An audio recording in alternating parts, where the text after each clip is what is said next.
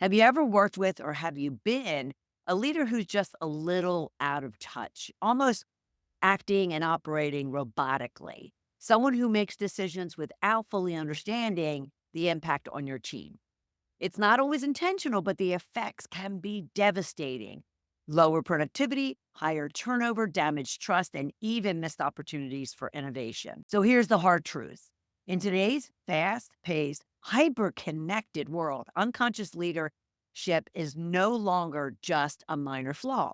It's a liability. And if you're not evolving, you could be leaving your team and your organization behind. And I started thinking to myself, that is oftentimes what a lot of managers do out there.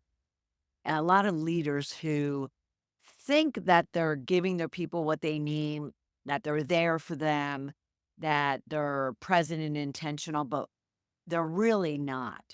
I had a situation myself probably about 14 years ago now when I first started my business, and all I was doing morning, noon, and night was executing, creating a to-do list and just, waking up in the morning, showing up and making sure that I got that to-do list done by the end of the day.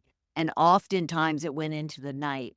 And then by the time I either collapsed on the couch or collapsed on my bed, I reflected back on the day and would often find myself thinking, I didn't impact anything other than my to-do list. I didn't inspire, I didn't develop, I didn't grow the team members that were working for me. I didn't really add value to anything. And of course, that's just going to lead to turnover. There's more people leave because the manager than the company. More people leave for the manager than the job itself. More people leave because the manager than they do that they're bored or frustrated with their job. It ultimately will often come down to and back to the manager and what the manager is not providing. So you're going to have a decrease in productivity. You're going to have an increase in turnover.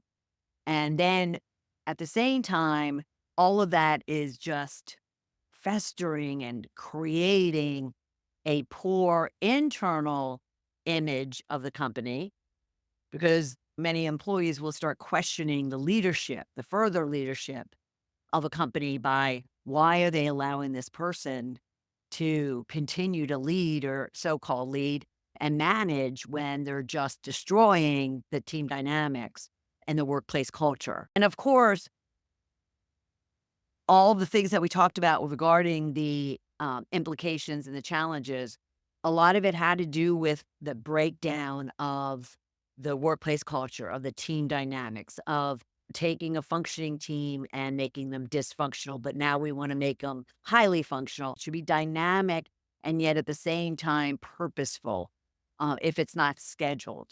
So if you want to really ensure that someone who has demonstrated unconscious characteristics, you want to ensure that they are putting a schedule, putting a cadence in place to gain consistent and regular feedback. So then they're always aware and they're always on top of perception and the experience that they're creating with others and of themselves at the same time.